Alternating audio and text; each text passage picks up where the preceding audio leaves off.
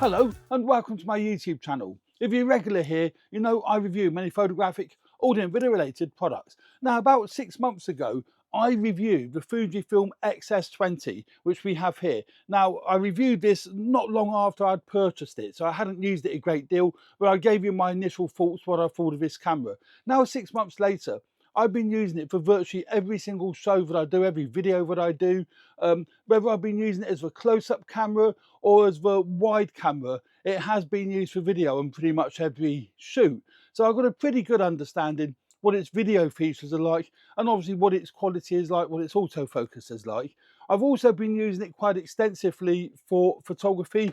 I've taken a lot of shots out and about. I've taken a lot of shots at theatres, this circus as well. So again, I've got a fairly good understanding what it's like with different lenses and what it's like to use, you know, in the real world, as it were, rather than just sat here in the studio. Now, I've been using it with various lenses. I mean, one of my favourite lenses I've used it with is this Sigma DCDN 10 to 18, which I've got fitted to my XT50 at the moment. This lens complements the XS20 very, very nicely. So I've been using it with that.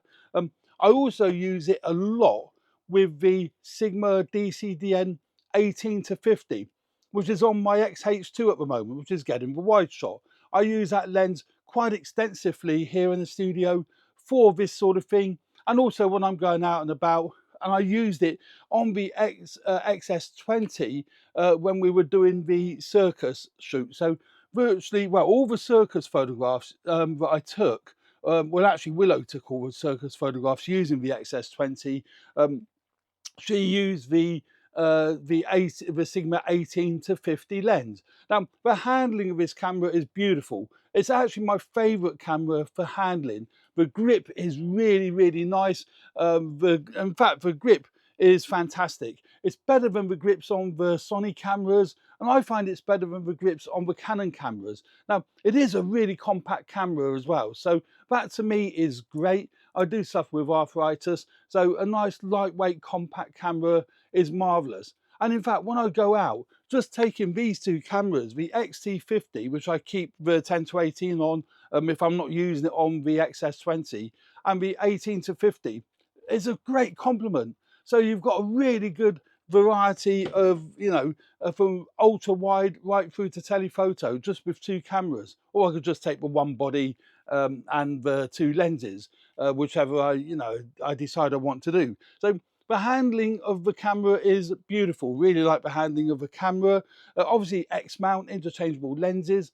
It has got the 26 megapixel X-Trans sensor inside here. So fantastic image quality, which you would expect from Fuji, to be honest. I've not really used the Fuji camera that has produced, you know, poor image quality.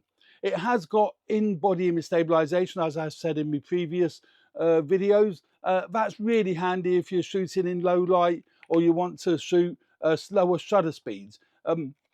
These were shot in, I wouldn't say necessarily low light, but theatre lighting can be very challenging. So it worked really well, even under these sort of, I would class, challenging conditions. You look at how the lights are set, you know, but the exposure was spot on. We did turn the exposure compensation down about half a stop to 1 stop to take into account, you know, the meter would be upset by the fact of the way the lighting is. But doing that has produced really contrasty, nice strong colours and a nice sharp image.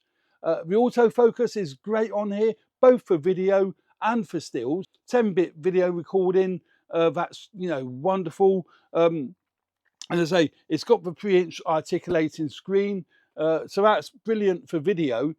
I don't find it a great asset for taking stills. I prefer what the XT50 has for taking photographs.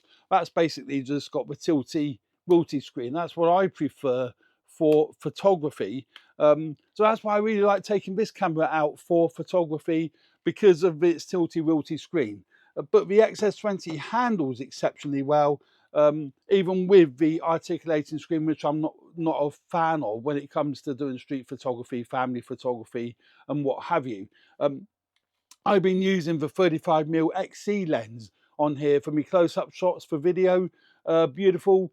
on here at the moment is the 16 to 50 kit lens. Is it, no, 15 to 45 kit lens is on here at the moment. It's a zoom lens. It's a nice lens.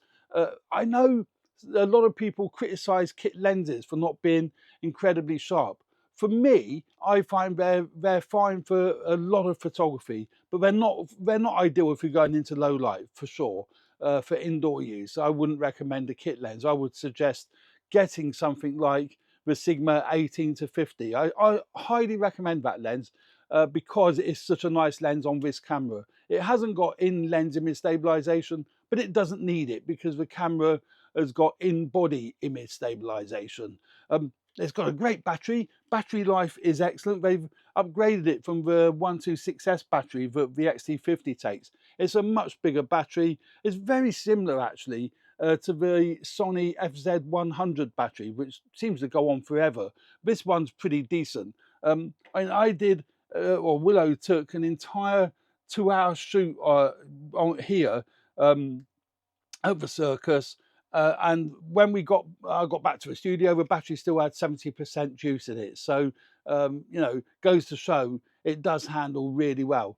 And that's why the grip is quite big, because the battery is quite big that's inside it. The SD card slot goes in the same slot as the battery. That's not my favorite thing, but it is what it is.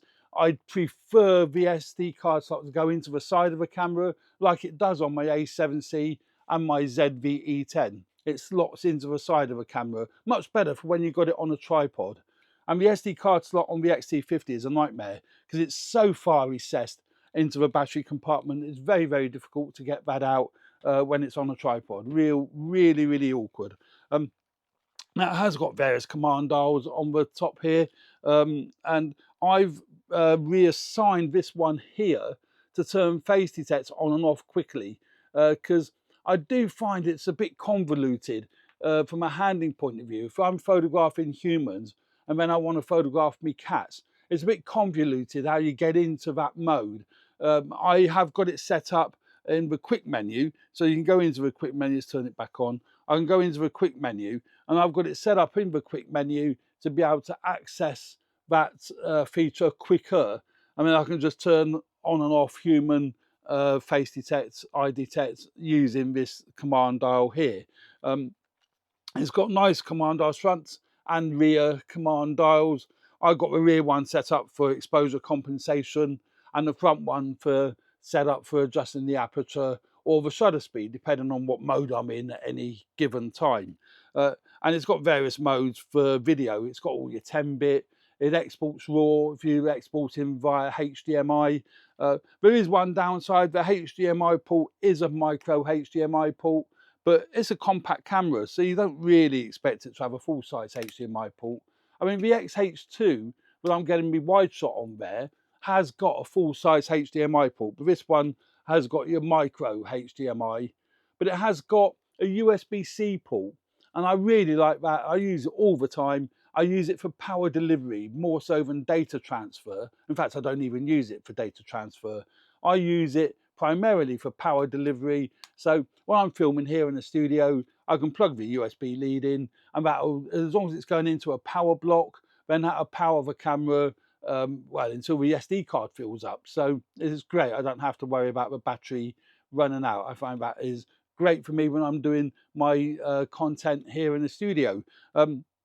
As a great little video camera, great photography camera. I love its handling, and I love the image quality that the Fuji cameras produce. The viewfinder is in a really nice position, and it's a really nice quality viewfinder.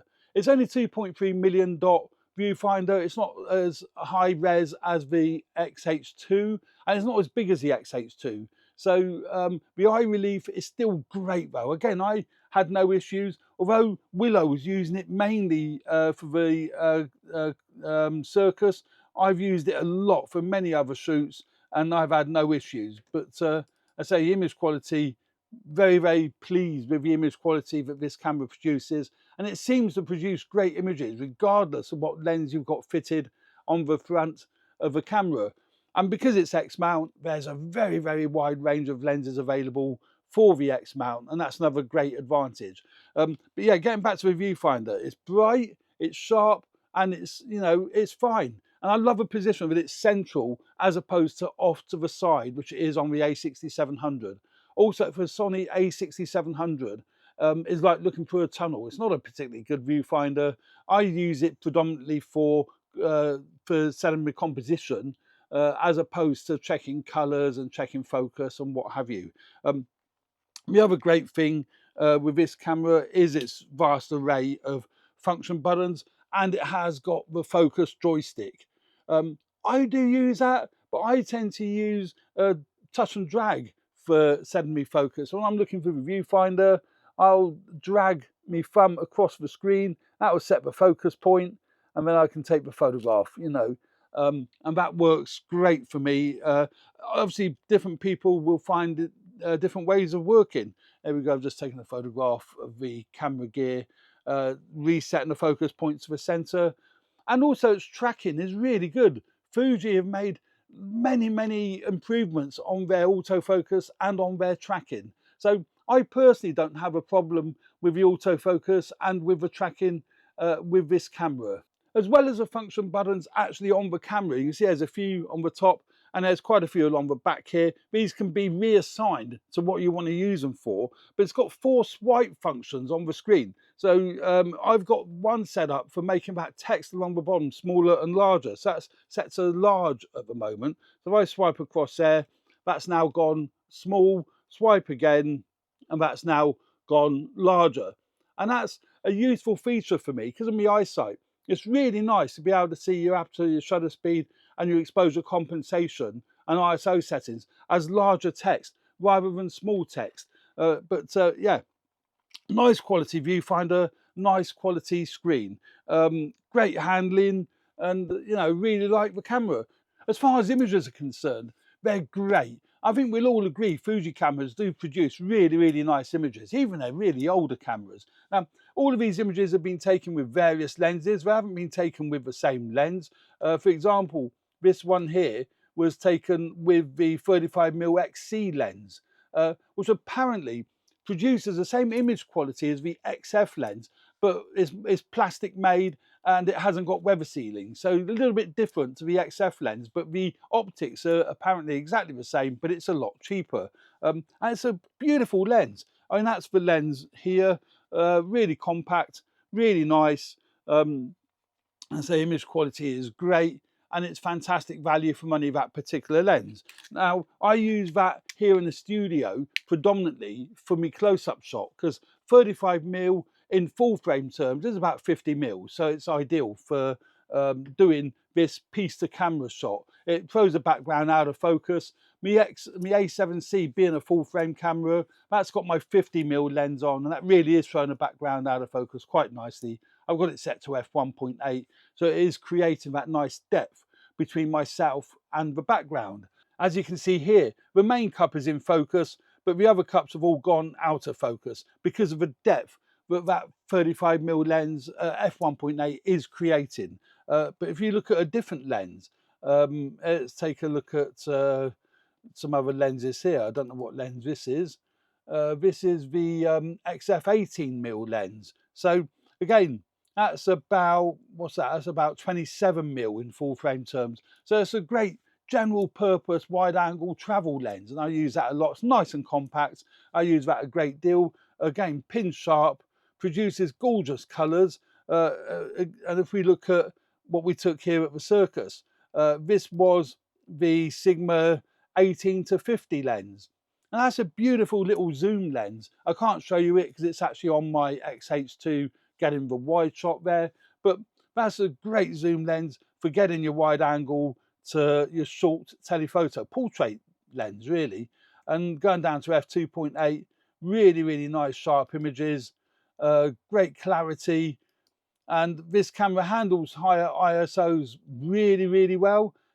Even though it is an APS-C sensor as opposed to a full frame sensor, it is still handling quite high ISOs really well. So you're not going to have any issues if you are taking photographs or video in low light.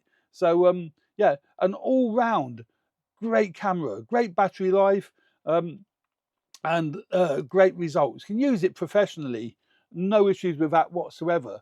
The only downside, if you are using it professionally, it has only got the one SD card slot, so you do need to bear that in mind. You have got no redundancy. So there we go. That's a quick look at the Fujifilm X-S20 after 6 months.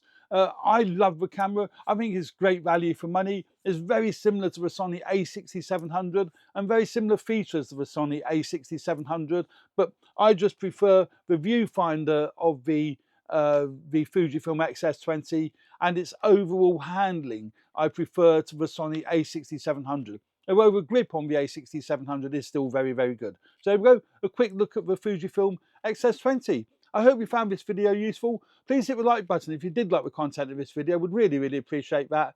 And it does help me grow the channel. And please subscribe if you haven't already done so.